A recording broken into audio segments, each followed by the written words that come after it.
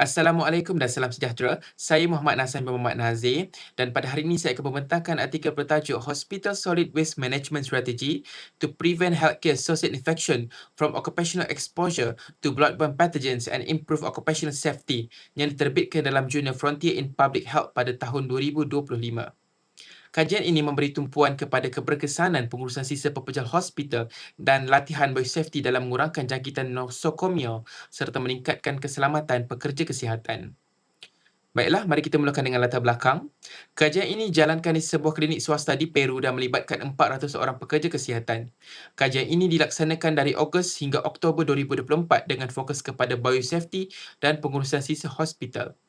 Pengurusan sisa hospital yang tidak cekap boleh mengakibatkan risiko jangkitan nosocomial serta pendedahan kepada patogen bawaan darah seperti hepatitis B, hepatitis C dan juga HIV meningkat.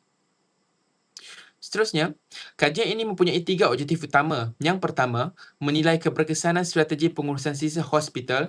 Yang kedua, menentukan kesan latihan biosafety terhadap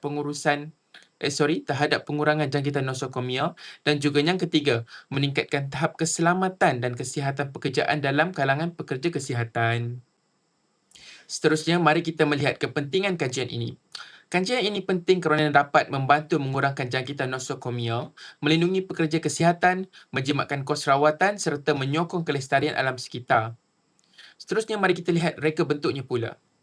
Dari segi metodologi kajian ini menggunakan reka bentuk intervensi sebelum dan juga selepas latihan. Antara kaedah yang digunakan ialah pemerhatian lapangan, penilaian pematuhan biosafety, analisis kewangan berisiko dan juga lawatan mengejut serta perbandingan sebelum dan selepas intervensi.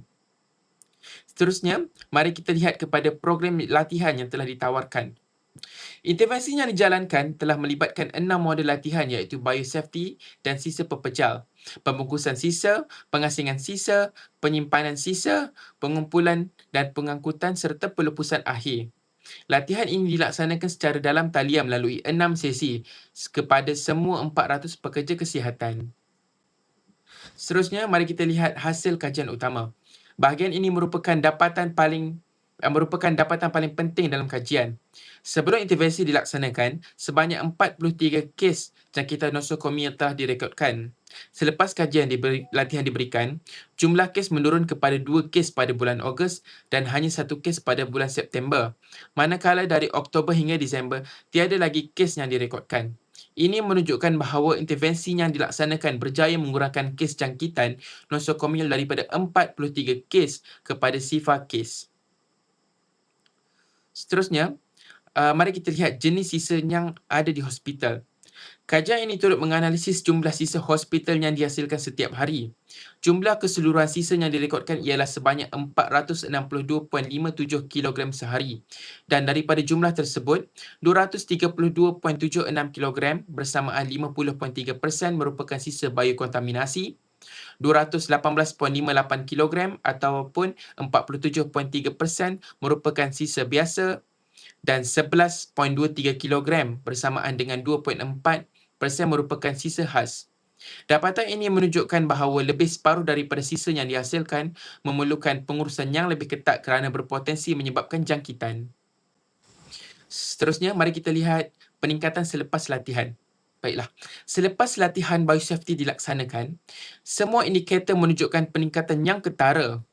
Pengetahuan biosafety meningkat daripada 65% kepada 95%.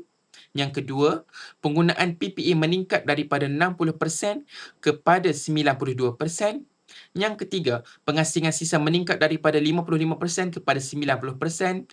Yang keempat, penyimpanan sisa meningkat daripada 50% kepada 88%. Seterusnya, yang pengangkutan selamat meningkat daripada 45 kepada 85% dan juga pelupusan akhir meningkat daripada 40 kepada 82%. Jadi, secara keseluruhannya, semua indikator telah meningkat melebihi 30% selepas latihan diberikan.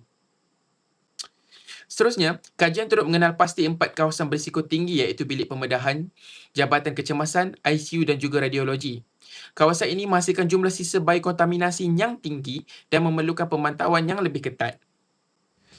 Selain itu, dari perspektif keekonomi, kajian ini membantu mengurangkan kos rawatan akibat jangkitan nosokomial, meningkatkan produktiviti pekerja, menyokong kelestarian alam sekitar serta memperkukuhkan tanggungjawab sosial organisasi. Walaupun menunjukkan hasil yang positif, kajian ini hanya melibatkan satu klinik swasta di Peru dan tempoh pemerhatiannya agak singkat. Oleh itu, penyelidik mencadangkan supaya lebih banyak hospital dilibatkan dalam kajian akan datang. Tempoh pemantauan dipanjangkan serta penggunaan teknologi digital diperluaskan untuk pemantauan sisa secara masa nyata. Okey, baiklah, bagi kesimpulannya pula, kajian ini membuktikan bahawa pengurusan sisa pekerja hospital yang sistematik dan latihan biosafety yang berterusan mampu mengurangkan jangkitan nosokomial secara signifikan. Dan bukti yang paling jelas ialah penurunan daripada 43 kes sebelum intervensi kepada 0 kes selepas intervensi. Selain itu, semua aspek pengurusan sisa menunjukkan peningkatan yang ketara selepas latihan dilaksanakan. Oleh itu, pengurusan sisa yang cekap bukan sahaja meningkatkan keselamatan pekerja kesihatan, malah menyumbang kepada kualiti perkhidmatan kesihatan dan juga kelestarian alam sekitar. Sekian, terima kasih.